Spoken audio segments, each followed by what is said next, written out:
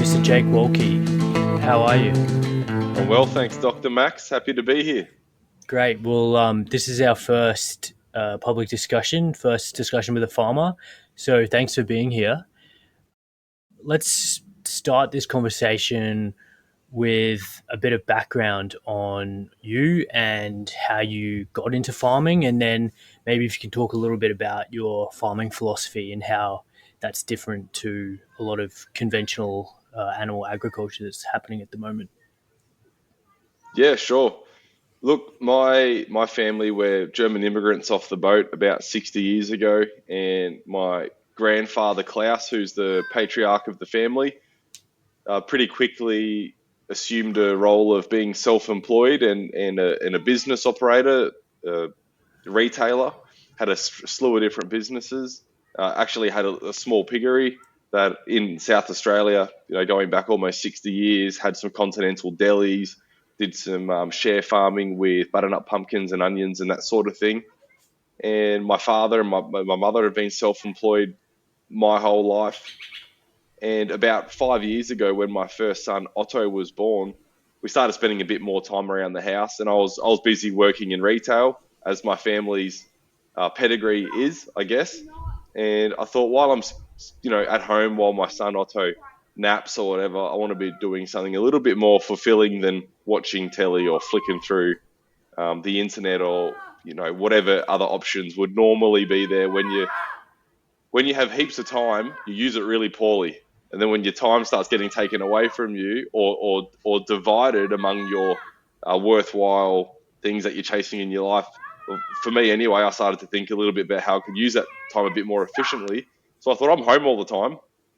I'm going to, or more than I used to be, I'm going to start to do a bit of gardening and dig a little veggie patch in the back. And we started becoming interested in what we were eating and what we we're putting in our children's body. And I went down this rabbit hole on YouTube looking at market gardening, organic market gardening, no-till.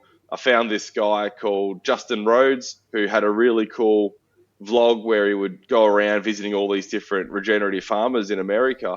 And I think it might have been the first video I was watching, which he was with a market gardener. A little thumbnail on the side of YouTube came up, and it said something like, the title of the video was something like, this man buys land for $30 an acre. And I'm like, I know that's clickbait, Yeah. but I'm going to press that. I can't help myself.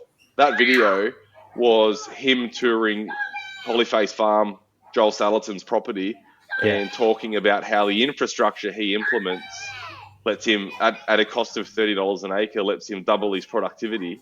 Hmm. And I was hooked after that. My family had a hobby block, like a bit of a lifestyle block that you could ride a horse on or a motorbike. And I talked my folks into letting me overrun it. And it went from a few chickens to lots of chickens and cows and pigs and the whole lot. So that's sort of I get really, what's the word? I get very, not fascinated, addicted, compulsive, more, more, more. I'm a bit of a collector, and this farming thing, I just went down that rabbit hole. Yeah, Still going. great. So at the moment, the Wolki Farm is quite a big operation that you're running down in Albury, New South Wales, Australia. And you have the farm, you have a butchery, you have a bike shop, you've got a couple of things going on. So can you give us an idea about what the scale of operation and what you're producing at the moment, and how the farm is currently being run? Yeah, sure thing. So we're a mixed enterprise, direct to market, regeneratively run family farm. On our property at the moment, we're in our third year of production. So we started, at very grassroots level, literally 200 egg laying chickens, and that was it in 2019. At the moment, we're running 1,000 laying hens. We're doing about 200 to 300 broilers every 3 weeks, which is a meat chicken, pasture raised broilers. I've got a mob of about 120 cattle, so 60 breeding cows, and the rest are a mixture of calves and finisher steers and bulls, that sort of thing. At any one time, we could have anywhere from 40 to 100 pigs. Last year, we finished about 200 pigs, about 180 pigs all up for the year. And then there's a heap of little peripheral supportive industries on the farm. We've got a market garden there. little orchard. We've got about 30 beehives, all those sorts of, none of them make bank, so to speak, but they add value. We've already got customers who are coming to us for eggs and beef, so to provide them a stick of broccoli or a jar of honey is a really nice value add there. And like you said, we've got our own butchery. So very early on into our direct to market adventure, I saw that the biggest bottleneck right in front of me was getting our animals processed. I interviewed and applied with a heap of local butchers to get my animals chopped up, and they weren't always fond of my animals because I was growing them too big to what conventional standards were, and maybe sometimes I had too much fat or not enough fat because I was learning, I was finding my feet. The capacity for these butcheries was very small. They're little mum and dad owned shops too, and they're very busy making sure that their glass cabinets got all the nice displays to pay their bills. And the Mm. last thing they need is a guy like me coming in and going, "I need my orders that you said to be ready. I've got my deliveries to make." And that was only doing, back then I was doing a body of beef a month and 2 pigs a month. And I thought, I can't even pay a salary with this. And I'm not going to go down the rabbit hole of using 4 or 5 different butchers in town. The consistency and the headache of that would be completely up the wazoo.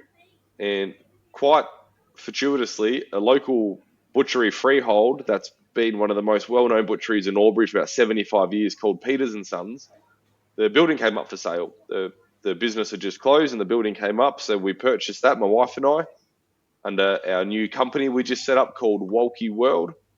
And we renovated, filled it with equipment.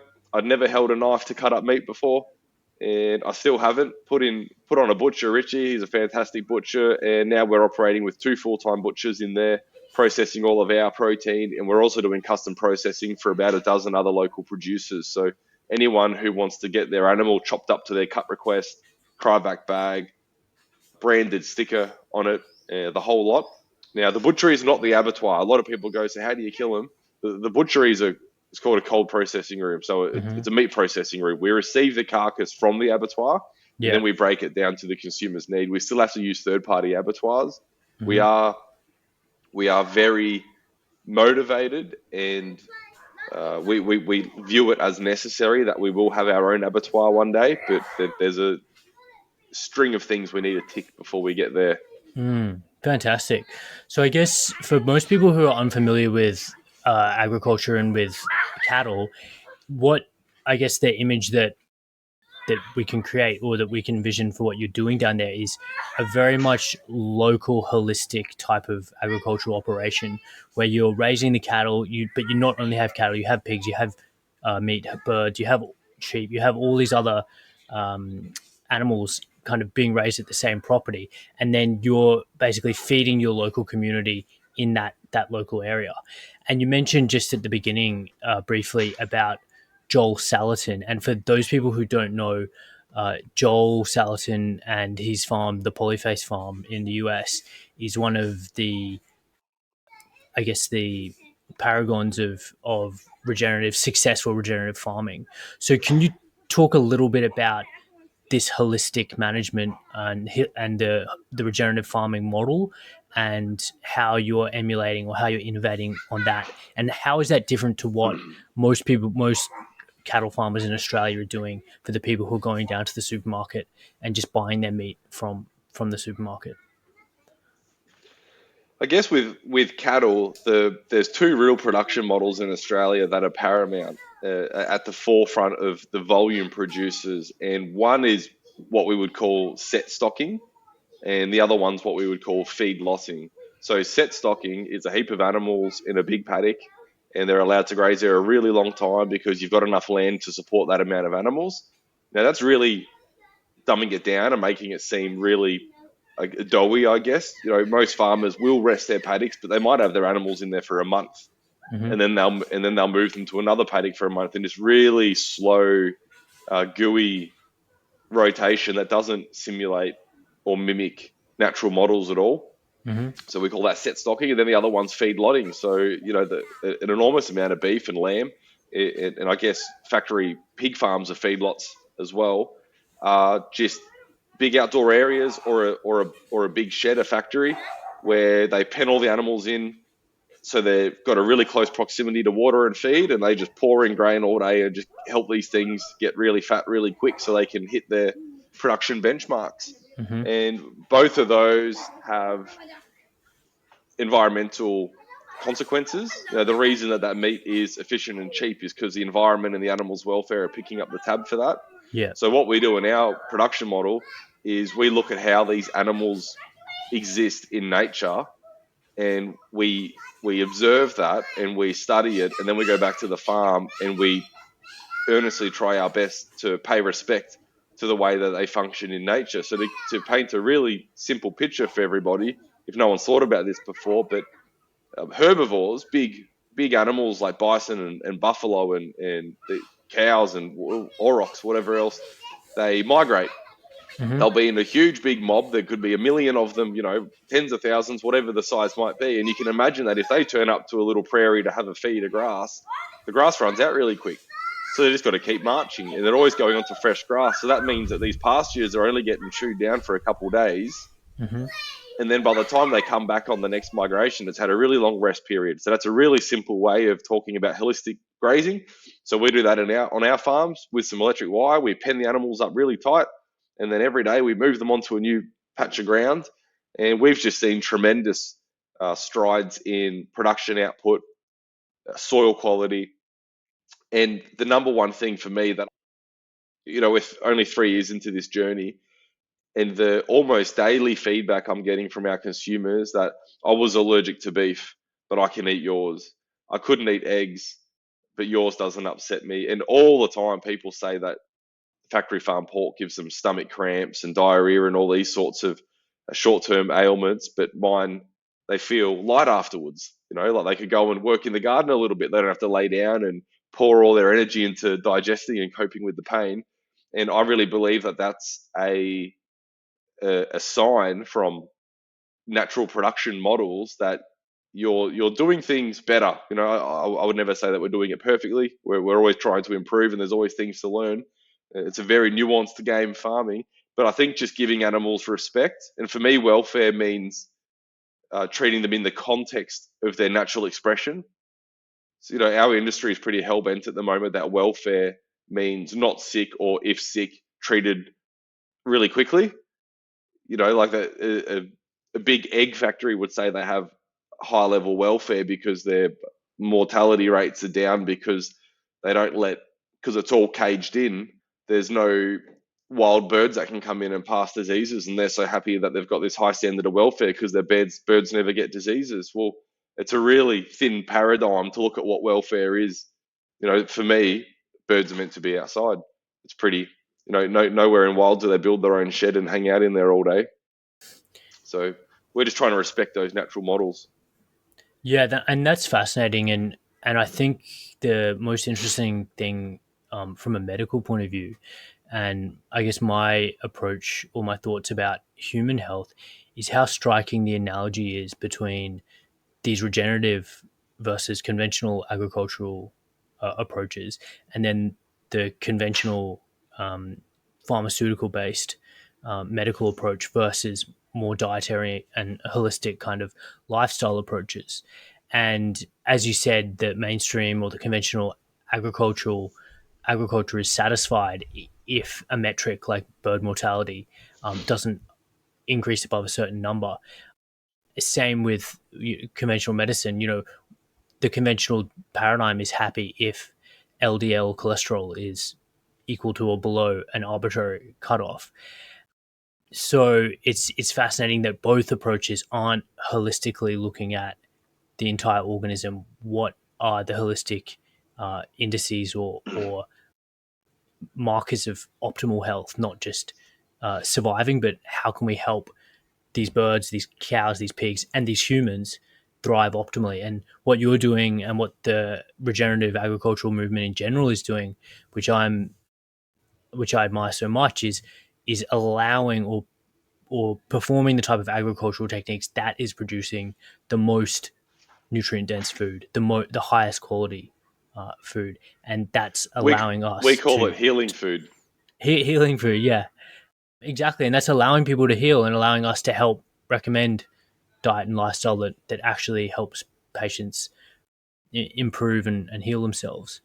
So that's fascinating. And would you say that what you just described in terms of the regenerative approach is the third approach? So you've said the feedlot, the stocking approach. Your approach is basically a third approach. Is that how you describe it? Well, I think it's a viable replacement model, but there's plenty of hurdles that the industry needs to cross before it gets real, genuine mass production traction. And that's not to say it can't do it. That's a little riff that we're in a Western democracy that's got a big government, and big government sets policy that normally favors big business. And I don't want to get all political. I don't know if you want to have a political podcast here, but the regulation that my small stacked enterprise farm goes through to do what we do is at times onerous. And it is I just look around, and I've got to prove all these things. And I'm not against, I guess, I'm not completely laissez-faire 100%. No one should be accountable for anything. But when I just think things should be measured on an outcome based, I'd be really happy with an outcome based system. So if we could just test our meats or our eggs and see that they're good quality and no one's getting hurt, and then maybe we didn't have to wade through quite so much bureaucracy, because we don't have the time or the cash that big ag can throw at these things. So I think we're definitely a viable model, but the regen world has some work to do to, I guess, organize maybe, and arm up a little bit to protect ourselves and pave the way. It's not easy to get into. There's a lot of roadblocks in agriculture, land access. So you hard enough to find land, then you've got to finance animals and then learn. You can Google things all you like, but you got on the boots experience to produce these models. And then you throw some bureaucracy and hurdles to market access in there. And I'm definitely not trying to talk anybody out of it, because it's a worthwhile endeavor. Nothing worthwhile comes easy, for sure. But it is a third option. And I think long term, it's the only option. I think options 1 or 2 are going to fall over. We're feeding people cheap food for a cheap price. And I say that specifically, the food's cheap. I don't believe there's much in it. You look around at how sick everyone is. I wouldn't go down to the beach at Bondi and say we're looking like an epitome of health here in the Western world at the moment. And then the food doesn't cost much. And like I said earlier, someone picks up the tab for that. And I think the tab's being picked up all over the place. Staff working in crappy environments. Nearly all my farm hands have worked in feedlots in the past. And they're very happy not to be in a feedlot anymore for multitude of reasons. And we've got people's health suffering. We've got the animals' welfare, being exploited. And then we've got mass environmental degradation, desertification of marginal grazing lands and all sorts of things. So our food's being subsidized by all these things. So long term, a production model that respects the animal and the environment, because when you look after the welfare of the environment, when you look after the welfare of an animal specific to the context of that animal, the environment's automatically looked after. Does that make sense? It If you've got does, a yeah. big factory farm full of pigs, all of a sudden you've got manure lagoons, and you've got so much centralized manure that you're going to have all these policies and procedures and measuring the groundwater and all of this. And then you're going to be resorting to ongoing use of antibiotics and worming agents, ivermectin, and all these things to look after your pigs. But if you put pigs outside, it's not enough. You can put pigs in a pen and never move them. You're going to end up in a pretty similar position. You're going to compact the crap out of the ground. You're going to have animals with high worm loadings again, all of these ongoing issues. But when you look in the wild, pigs turn up, they pug up an area, they make wallows, they camp out there for 2 or 3 weeks, and then all the peripheral feed has all disappeared because they go out on their little saunters every day and they graze this and root that up. And within their proximity of their wallow camp, they've exhausted everything. That might take them 2 weeks, might take them a month, but then they go away somewhere else. And so it gets a really high impact for a short amount of time, and then a long recovery period, very much the same to the cattle grazing. Yeah. So there is nuance to it, but it doesn't deplete the commons. I think we have to be more open-eyed about protecting and enhancing the environmental commons that we all need. Yeah, and I guess that's a really interesting point because for the average consumer who isn't intentional or mindful about the produce that they're buying, they might ask, why should I buy regenerative or fully grass-fed, grass-finished or free-range pork? And I guess everyone is very much disconnected from the source of their food and the process by which the food is raised and then the journey it takes from the paddock all the way to the plate. So to me, it seems like a system that you describe of indoor housing and industrial raising, these type of techniques.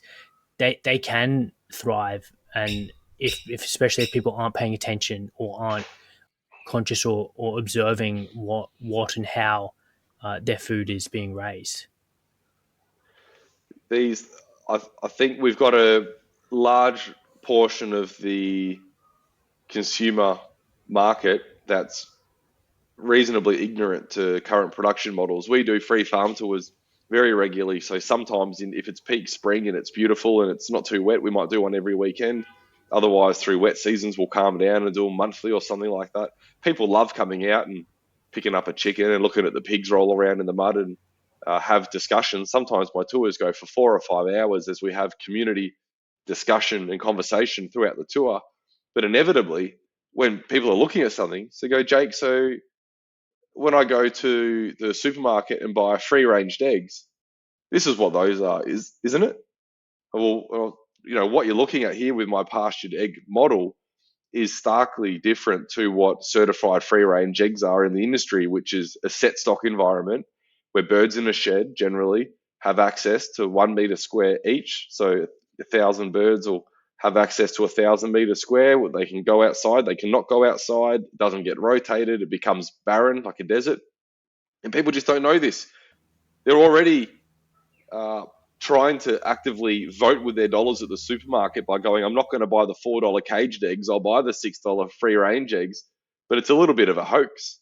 It's no doubt a step in the right direction, but to pretend that it's the answer, I think if consumers could actually see what that reality was, they would not accept it as the answer. The majority of people.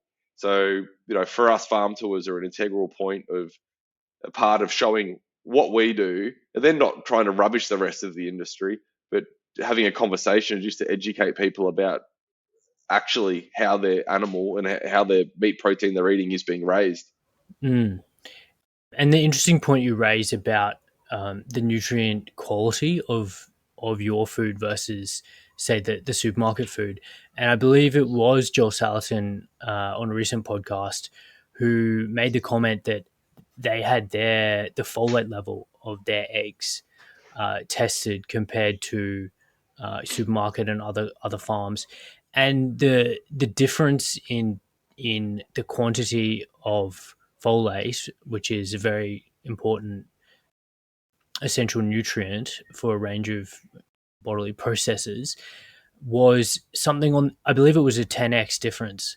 Yeah, It was incredible. And that's something maybe that I guess you might be interested in the future, which is actually quantifying and getting some hard data to show consumers and say, hey, of look, you course. can go and get your feedlot beef, and you might be getting X amount of Y nutrient, but Wolki beef, you're getting multiple factors of more nutrient density, and that might again be another consideration for a consumer who might initially be reluctant to pay maybe a small premium for a regenerative product.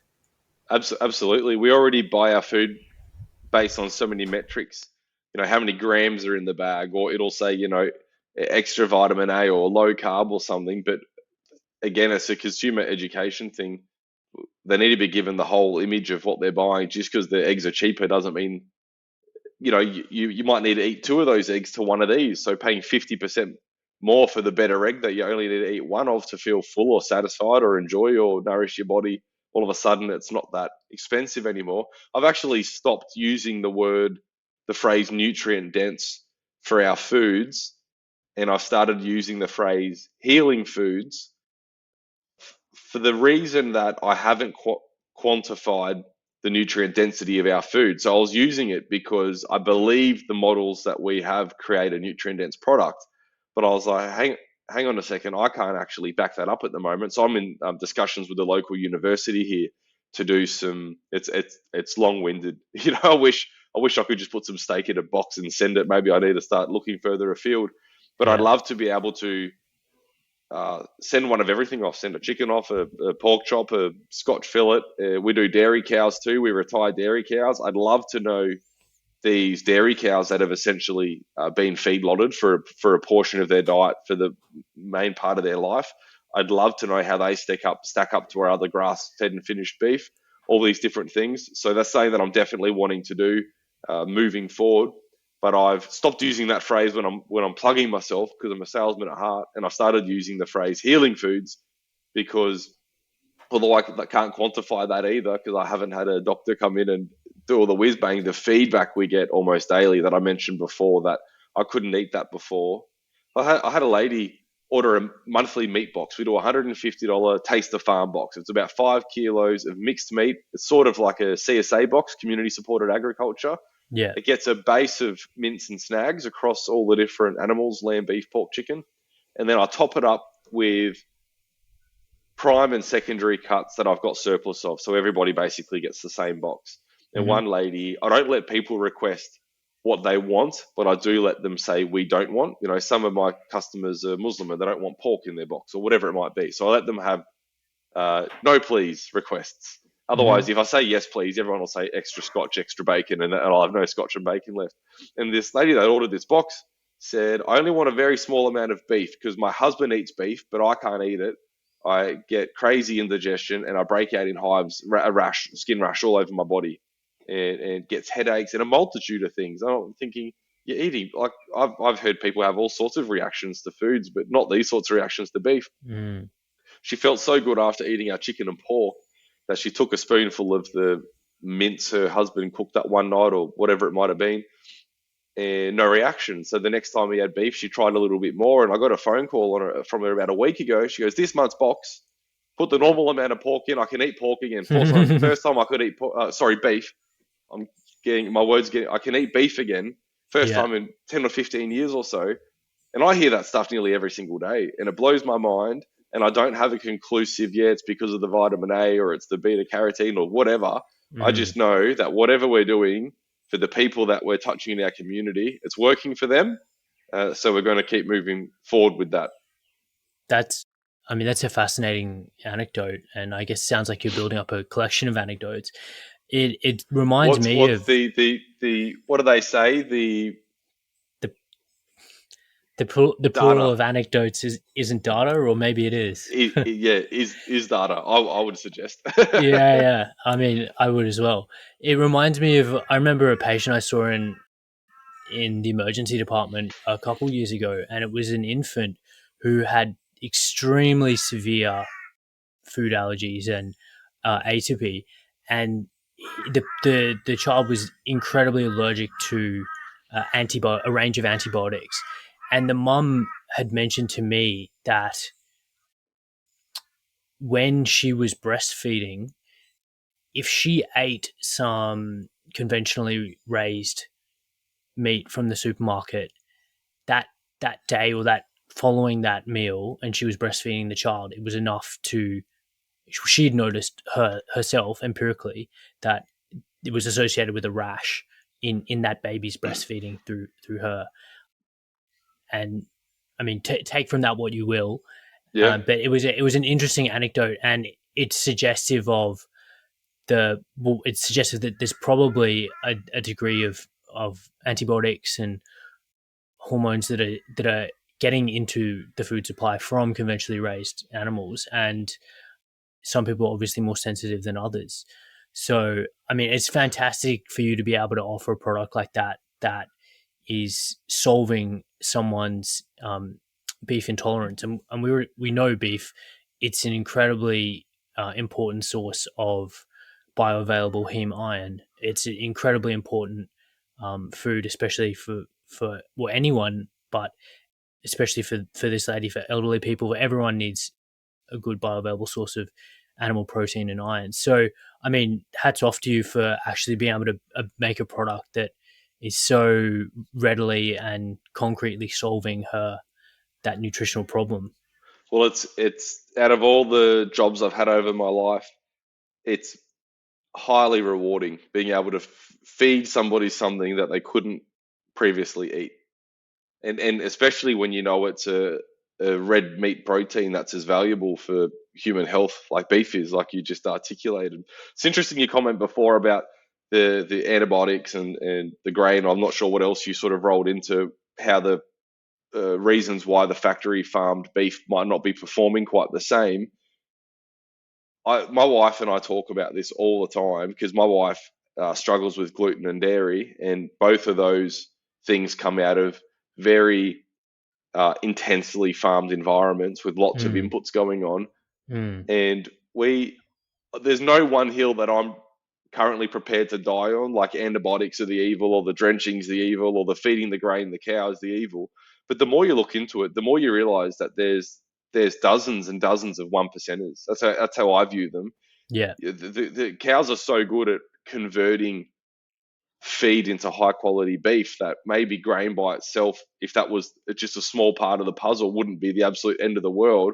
But then you've got all these vaccination regimes and then the antibiotics on top of it. And then the fact that they're allowed to stand in a dam and pee and poo in it while they're drinking with all their brothers and sisters, and they're sucking in feces and urine. And then that they're allowed to graze so close to the ground and they're ingesting parasite loading off the soil surface, and yada, yada, yada. And then in Australia, you look at, we've got old ancient soils that have never supported animals like cows before. So who's even to suggest that if you put them in the paddock and manage them properly, they're going to get the absolute best outcome as it was? Like maybe they will, but like we don't really know that. It's not really.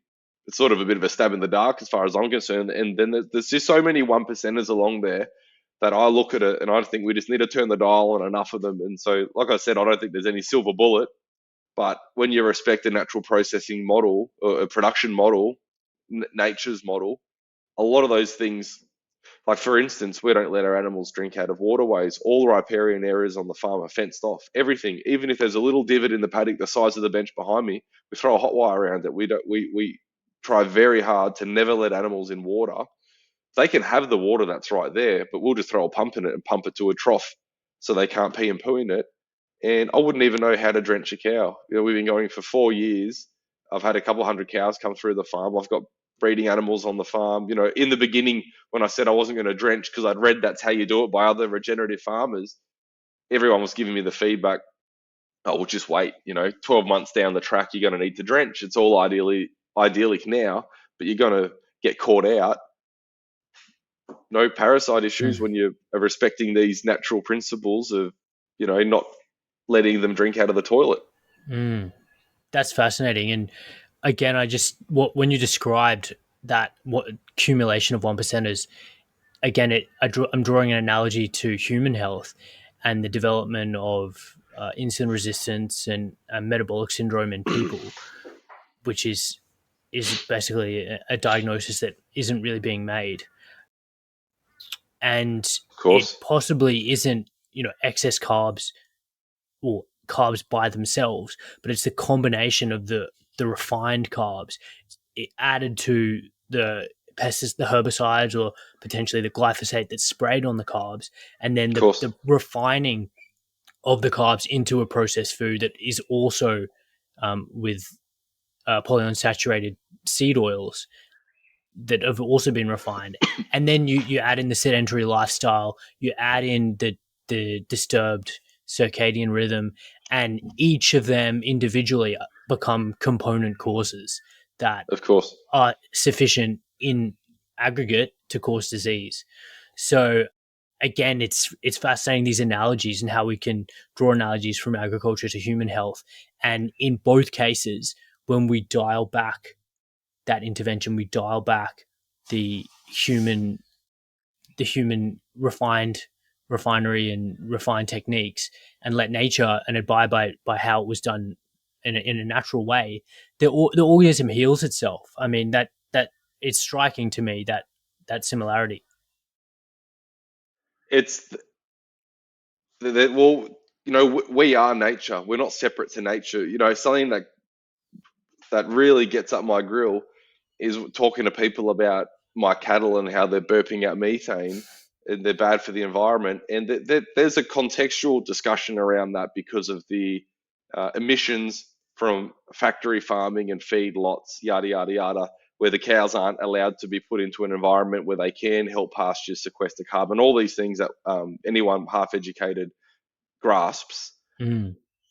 But I don't know. There's a lot of nuance on the table that needs to be considered with that. I think one of the things that I find really interesting about the grain discussion, and I heard Zach Bush talk about it quite a few years ago, I think, but he talked about how when we used to be eating grains, they were obviously older heirloom varieties, which we aren't producing anymore, and most of the wheat, the barley, the corn are all single crops that we've grown for efficiency, so there's no variety in the crops anymore. But that's one thing. But then he started talking about the mills that we're using now, and instead of old rough stone mills, now we're using metal mills, and the surfaces are so refined that they're able to make the flour so fine that it changes chemical properties or structure or whatever it might be and becomes harder to digest. And I'm way out of my comfort zone. Like I'm off the deep end here. But you just think about, for me, it's all about context. So you just look about how have humans been eating this for thousands of years, then how have we been eating it for the last 40 years, and it's not the same. We've got a couple of rules in our household about what we eat, and I think that they're good rules for everyone. But the two that we use is if grandma didn't cook it and eat it, we probably shouldn't. And for some people listening, that might be great grandma, and maybe they'd never met great grandma. So you need to get on YouTube and Google great grandma's cooking and understand what that means. But that's animal fats instead of canola oil, like a Hmm. really obvious example. Or that's whole grain bread instead of white bread, or whatever. It's heirloom tomatoes instead of hydroponic GMO tomatoes. And then Hmm. the other thing is, if we can't make it in our kitchen, we don't want to eat it. So we don't cook all our food. We like eating out. We like being social. We like yummy stuff. But when we're buying things, if we couldn't refine that in our own kitchen, why would we trust some big snazzy machine to take over that process? It just Mm. starts to get into the deep end for me. It's Yeah, like I can make lard. I make lard at home all the time. We get a really fatty rolled pork roast, normally the ones that the customers won't buy because there's too much fat on it, and yeah. we blast it in the oven and we collect all the lard, and we've got fat to cook with for the next few months. But Mm. try and make canola oil in home Yeah. in your kitchen. You got to be, the cops are going to kick down the front door because they think you've got a meth lab going Yeah, on. exactly. There's some great heuristics. I really like those two. A couple that I use with patients is one of them is a very common one. You people have heard only shop around the edges of the supermarket, and Yep. this is because all the fresh I haven't food, heard that. I like that. all the fresh food sits around the edges, Sure. and It's all the refrigeration space and mhm. yep. And all the refined food, the soft drink, the lollies, the chips, the candy, the biscuits, the pastries, the breakfast cereals, everything else is in the middle aisles. So, and you can these supermarkets are also set up intentionally to funnel people into the middle aisles and past the candy aisle on the way to the checkout. But shopping around the aisles is a really good heuristic. Another one is base your diet on food that is perishable. So if it goes rotten, if you leave it for too long outside or in the fridge, if it goes off after 5 7 days, that is the food you should be eating, and that should be making up the bulk of your diet. If you find yourself cooking or preparing meals from food that's been sitting in the cupboard that's shelf stable, well, that's a red flag. That should raise a red flag in someone's head as to, hang on, this is likely going to be refined. There's some kind of process that's gone on to make this food stay shelf stable. It's You know probably not what's going to be good. what's amazing about that, before we were tying in human health with animal health, wanting to eat things that perish. I remember the first load of cattle that I received back in 2019, commodity steers from the sale yards that the stock agent organised for us. and it was obvious that they'd just been drenched, because most good farmers will drench a cow and send it off to market so that the buyer's not inheriting their mismanagement or whatever it might be. Yeah. And it was a very dry season. 2019 was very dry. It was the end of that long drought period coming into the massive bushfires that we had. And these cow patties, the dung that sat on the ground, I think some of those patties were still there 6 months later. Yeah. There was, Wow. and that might be a partial reflection of our pastures, because previously on Mm. my family's hobby block we'd been set stocking and doing Mm. what you did, but they sat there forever. Nothing ate them, and now my cattle, that nothing's had a drench as long as it's been on my farm. Some animals been around 3 or 4 years, never had a drench, and you'll see a cow patty disappear in 3 or 4 days. In peak season, maybe not in the depths of winter when the dung beetles have packed up for the season or whatever it might be, but incredible how they get gobbled up. And that brings you back to another heuristic, which I know Dr. Max is going to like. Not only are we what we eat, but we are what we eats. And that'd be a really easy benchmark. If a dung beetle won't eat the poo out of that cow, that's probably not the cow that I want to be eating or selling myself. Yeah. I mean, and it's reminiscent of the McDonald's burger bun that gets Yeah, sat on that the crossed my bench. mind when you said it. Yeah. Yeah. That's still in its perfect form. A month later. I So wonder if anybody ever walks past that and feels hungry. There's got to yeah. be someone. Yeah. Yeah. Have you seen that video on YouTube? There's a little doco of a gentleman that's eaten almost nothing but Big Macs his whole life, and he's collected all the card. He's an American. He's collected all the cardboard containers, and he's got 30, 40,000 plus. Like it's a mind blowing number, but it's all he's eaten his whole life. Have you seen that? I haven't. No. It's a really interesting thing for me that people, like, we can punish ourselves so much. And like he looks, and he's gone to the doc. He looks like a healthy-ish guy, I guess, like a Mm. bit doughy, middle-aged, later life man. There's plenty of worse-looking fellas than him around, Yeah. and it's a really hard thing to wrap your head around. But on my farming journey, especially the last 18 months, I've realized that some animals are just anti-fragile. Like, they are robust beings, and I believe for the most part, like, if you can get a human weaned basically through infancy, we are anti-fragile. We can put up with a lot of crap. And on the farm, my pigs, once you get a pig to 8 week old and it's been on mother's milk those whole 2 months, they are anti-fragile. They're cockroaches. Very hard to kill or slow down. Dogs are the same. We're feeding our dog. I'm a big believer in feeding dogs a raw diet, not this, you know, charcoal kibble that we feed them full of carbohydrates for a dog that's, almost a carnivore for all intents and purposes. But you look at them, it looks at you and it's smiling and it isn't wasting away to nothing. And I can understand why people have a hard time pairing up these natural systems that we're talking about, because it looks like a dog, it looks healthy, but then you really start diving. We breed dogs on our property as well. You start doing the deep dive, and life expectancy of a lot of these dogs has halved in the last 100 years. You get accolades if your large dog grows to 8 or 9 years old. Oh, he's had a good life. Oh, Mm. did little Chow Wow die? Oh, that's sad. But he was how old? 8 years old. He had a good life. You look up 100 years ago, those big dogs were living till they were 14, 15 years old. Yeah. How do Yeah. we go backwards now that we've got all these canine immunizations and the heartworm tablets, and we've got the blueberry flavored dental sticks that they can chew on to clean their teeth and all these things, but we've cut their life expectancy in half. Mm.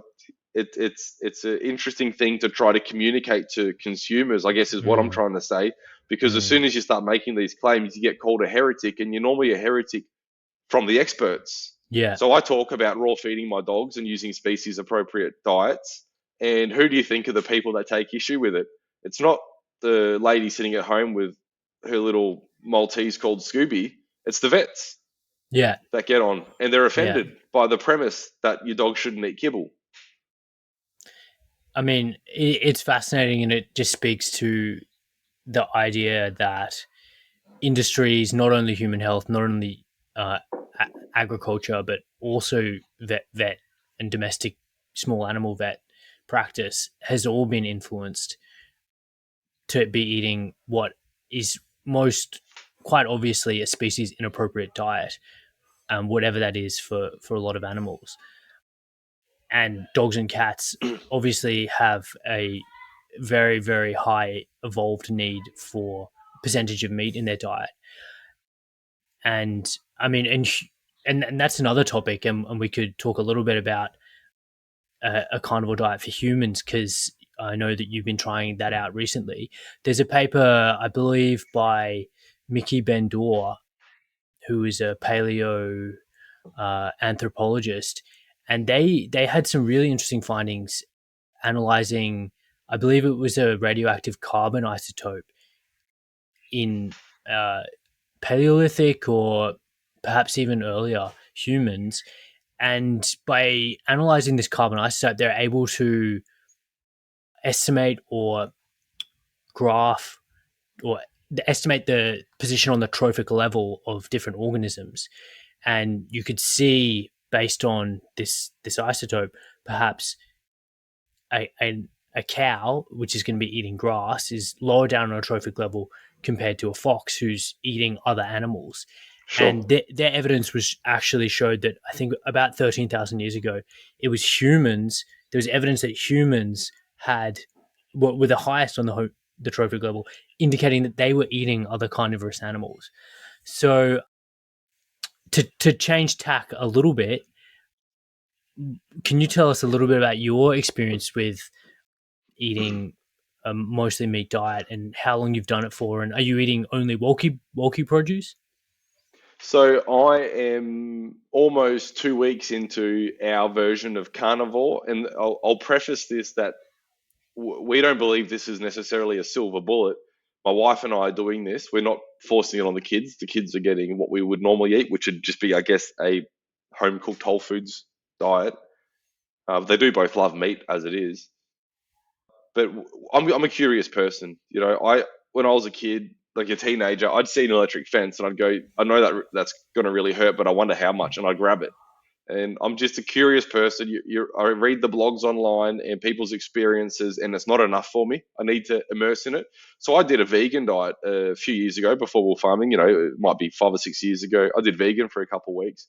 Found it incredibly difficult, and people might laugh at this, but so much eating. My mouth was always sore and tired. Chew, chew, chew, chew, chew. I could just never fill myself up. I tried to do it properly, and I found it so hard reading all the labels. Oh, that's got this in it. That's got this. I just found that I didn't want to do vegetarian. Basically, my whole family's vegetarian. That's too easy. I thought vegan would be an experiment.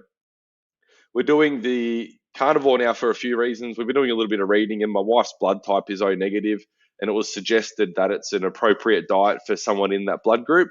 Talking about different diets for different blood groups, and my wife, as I said earlier, has issues with gluten and dairy, so we thought we'd back off everything at the moment and do a bit of an exclusion diet. Myself being 2 weeks in, I've lost about 4 kilos, and I've always been a heavy boy, ready to lose a couple kilos. I got married. I'm 6 foot, neat, and I got married at 105 kilos, just about. So I was a bit pudgy. I look at my wedding photos, and I think they're the worst photos of me that exist. But my wife married me at my heaviest. Hey, man, you got to find a woman who'll marry you at your worst, and then you got to pay her back by getting better. So I've lost about 4 kilos. I've lost the pant size, which is a lot of weight to lose in just a couple of weeks. And I think there must have been a lot of water retention or something going on with that. But I feel better. I'm eating a lot less. Everything I snack on all the time historically is carbs because it's delicious and yummy. And because I can't eat carbs anymore, I'm not really snacking anymore. I might have a little piece of aged cheddar cheese or something. But day 3, I was texting you about this, asking for help from the depths of carb withdrawal. I was absolutely screaming for carbohydrates on day 3. And day 5, all I thought about all day was things that had sugar in them, which I thought was really interesting how they appeared, because I wouldn't say I necessarily have a high sugar diet, but when you eat nothing but meat, you have a no sugar diet all of a sudden. Mm. So they've been really interesting observations for me. At home we only eat Wolki Farm produce. We might buy a few organic bananas down at the local organic shops, Alma, or something like that. But if it's available for us to be homegrown, we eat local stuff. But like I said earlier, family and I, we travel a lot and we dine out a bit because we're quite social. So when we go out, we just do the best that we can. And I wouldn't mind throwing a little plug in here for something, if I may, Dr. Max, because my farm tours, everybody goes, Jake, all this is great. How do we make the change?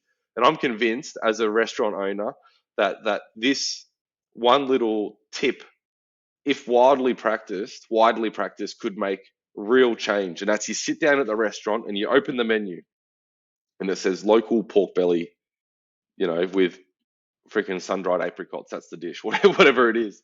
When the waiter comes over and says, "Oh, what would you like?" You say, "Oh, I see you got local pork here. Oh, what sort of farm's that from? How's that pork raised?"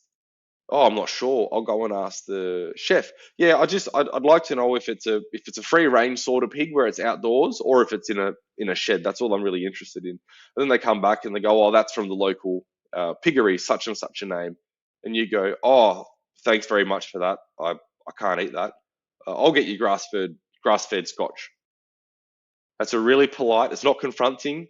We haven't had to do mass protest. You haven't ruined that waiter's day. But I can absolutely guarantee you that if that happened to that waiter, for a rate, it doesn't all have to be on the pork dish. If he had 3 or 4 people conscientiously object to food based on its production model within a week, there is no waiter that I've ever met that wouldn't pass that feedback onto the kitchen. And if Mm-hmm. a chef who does the ordering and sets the menu gets that feedback 2 or 3 times in a week that people won't buy his pork because it's been raised in a factory farm, he's going to be calling around going, "Where can I get some free range pigs?" And Yeah, for me, that's a really kind, gentle way, not saying you guys should be ashamed of yourself, I can't eat that crap. It's a way of saying, I'd love to support you more if you could find the foods that we actually valued as consumers. yeah, And I think it's a powerful tool. And I'm becoming a little bit of a snake with this because I will actually see items on menus that I know are factory farmed meals and I'm not going to order them, but I'll pretend I want to order it just to send the waitress back to the kitchen to give the feedback to the chef. And they come back, "Oh, no, it's factory farm pork. Thanks very much. I thought it might be. I'll get the pasture raised chicken." I mean that again. That speaks to the idea that we were talking about previously, which is shaping consumer preferences is going to be key to improving the quality of not only the produce that's offered to the consumer, but also the food that's being served in cafes and in restaurants. And I mean, you said, I mean, it's probably not going to take a lot of people, conscious people, who care about what they're eating to raise a point, and that's probably going to be sufficient enough to change that supermarket or that restaurant's practices. And the So number I one thing mean, that I get from mm, farmers is why they don't change their models to this is because Jake doesn't pay. But where are the consumers? How am I going to sell all my meat? But if the consumer said, "We're here and we're ready to pay for it," there's a lot of farmers that would love to stop using so many drugs and things, but they feel like they're in a box because they got to pay the mortgage, they've got to put the kids through school, whatever it might be. So consumers stepping up to the plate and voting with the wallet is one of the pieces of the puzzle. and totally, and I guess in terms of empowering other farmers to move towards this model, which is a more direct to consumer model.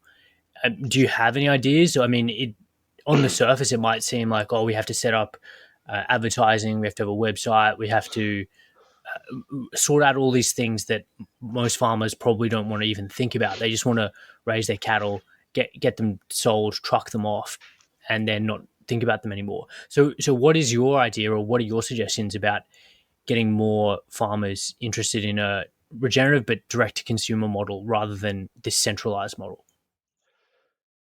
I think about this a lot because we're going to need broad acre producers on our side to to feed the world and to change landscapes and to heal landscapes and restore animal function, all these different things.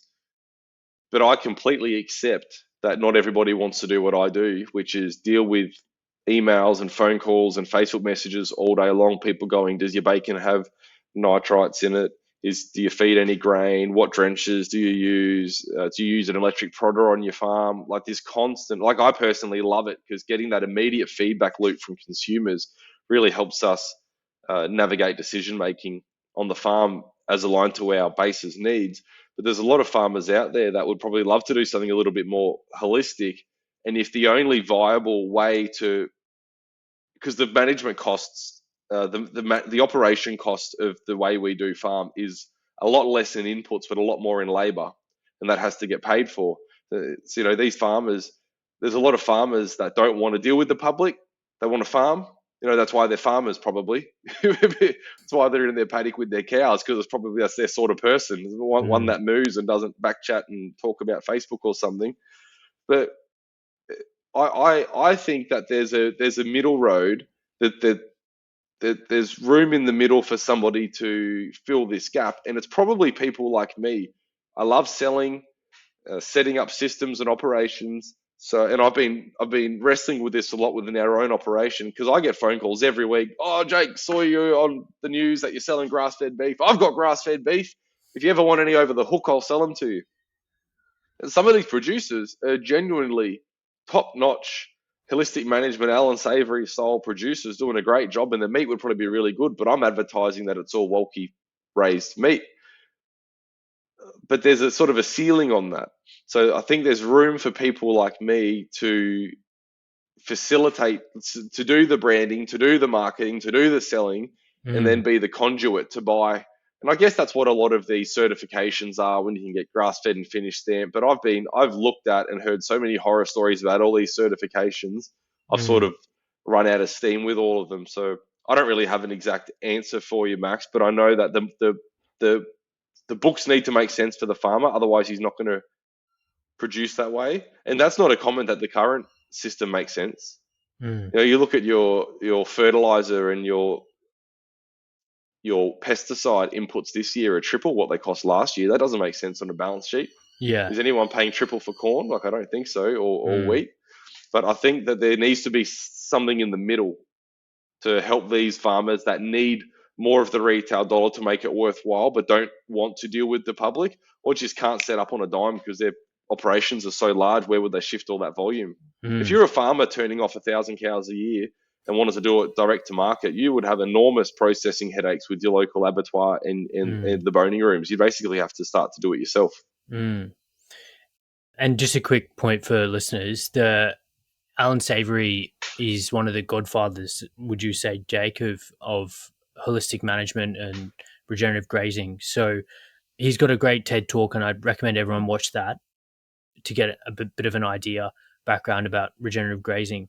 But yeah, I mean, I completely agree, and that's a fascinating insight. How you could create or have certain small number of intermediaries, regenerative intermediaries, who are liaising with farmers who are doing a fully regenerative grass-fed, grass-finished operation, but don't want the logistical or the marketing headaches of dealing directly with consumers, because it does sound like that could be too much of a deal breaker, an obstacle for a lot of farmers who just want to spend their time and effort creating the most, growing the highest quality grass and creating the highest quality beef.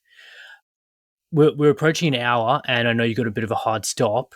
I just want to really briefly touch on there's a couple of Wolki pillars, and I think we've covered most of them. I'll quickly say them out, and Jake, maybe you, if you want to add something to any of these. So one was welfare advocacy, two was environmental backbone, three community conscience, four healing food, and five was profitable farms. And I guess we've covered quite a lot about each of those pillars. Is there anything you want to say about any specific one of those before we finish up? The thing I like about my 5 pillars, and we're currently redeveloping our website, and we're trying to figure out a better way to communicate this. But the 5 pillars they're not pillars. It's actually a flywheel, because if you look after animal welfare, which is caring for the animal or stewarding the animal in its context, in its environment, in its context. Number two, which is environmental backbone, is automatically taken care of. But then I believe if you look after animal welfare and the environment, you're automatically going to be producing a healing food, a nutrient dense, high quality food. If you do those three things, you're going to attract people and build community. And the last step, which might be the hardest one out of all of them, is to turn a profit, because you've got to charge what you're worth and not be ashamed about it. I like that wheel, and I'm unashamed about the profit thing because I don't want to just be doing another 200 pigs next year. I want to do 200 pigs this year and 500 pigs next year and 10,000 pigs the year after that, because these animals don't deserve to be raised in sheds. Landscapes deserve to be massaged and restored, and people deserve to be fed food that actually makes them feel better and not worse. Mm. So they all feed into each other for me. And interesting thing about the environmental backbone, it's a bit of a weird phrase, environmental backbone. Like you might just say environmental care or or land companionship. I'm sure you could think up something pretty fluffy that the greenies would love. I put environmental backbone in there for me because it takes some backbone to always care for the environment. It's mighty tempting sometimes to let the cattle overgraze something because you couldn't be bothered to, because you're sick. You don't want to go out and move them, or it's raining too much, or you did your feed budgeting wrong, or you're worried you're going to get the tractor bogged, and the only way to easily move the pigs is to use the tractor, and you don't want to trudge around in the mud getting pig poo all over your boots. And it's like, hang on a second, you make this claim to your clients, your community, have some backbone, and get out there and do the work. You know, a firm believer, to work by the sweat of your brow. And that's a little, I've never told anyone that before, actually, but I've never discussed that. But that for me is a little internal jab in the kidneys. Get out there. That's great. That's fantastic. And yeah, I mean, profit is anything has you have to have a profitable operation, and especially if we're going to expand access to this high quality food to people, then it's going to need to be a profitable operation. And on that note, I mean, it reminds me of the work that Will Harris from White Oak Pastures is doing, and the story that he's had over the past more than decade in terms of creating economic value within his community. I believe it's in Georgia in the US, Yes. and Lufton, Georgia. how the process of industrial agriculture had basically drained the lifeblood out of that rural American town, and Yes. his operation, again in the same vein as yours, Jake, or I mean you're paying homage to him in many ways, is basically reinvigorated this community and has the number of new people that they've been able to employ and create economic value, create economic empowerment, has basically revived this town. And I don't think there's a better illustration of the need for profitability and economic viability of this system if we're actually going to enact change on a large scale. Absolutely. Will Harris is a massive hero of mine, and anyone listening, if you haven't seen any of his stuff, jump on YouTube. And I think the video is called 10,000 Beating Hearts. It's a really good uh, bubble wrapped up version of what he does, tied up version. It's quick, but he's inherited a family farm, put his nuts on the line, gone into debt from having no debt, built an on-site USDA inspected abattoir, gone direct to market, just done an incredible job and a full 180. And like you said, revitalized this town. Mm. Really interestingly, on the profit thing, there was a clip of his online that I was listening to, and he talks about how he runs a break-even operation. And what he meant by that, I believe, and I hope I'm not putting words in Will's mouth, but he riffed on it a little bit, isn't that they try not to make money, make goes back into the industry, Mm. like back into his operation. Does that make Yeah. sense? Yeah. I mean, reinvestment in the business. I guess you could, same concept. Yep. Yeah, exactly. Yeah. Buy more land Mm. from neighbors who maybe their business isn't going that well, or the succession plan didn't work. Kids went to get a Mm. town job, whatever it was. Mm. Put more animals on it, steward it better, supply more people the food that they need for their bodies, and get on with it. So it's not that profit's a dirty word. It's that, like, what do you do when you've got enough? Like, not everybody is interested in just stuffing money in their pillow and hiding on it. A lot of people Yeah.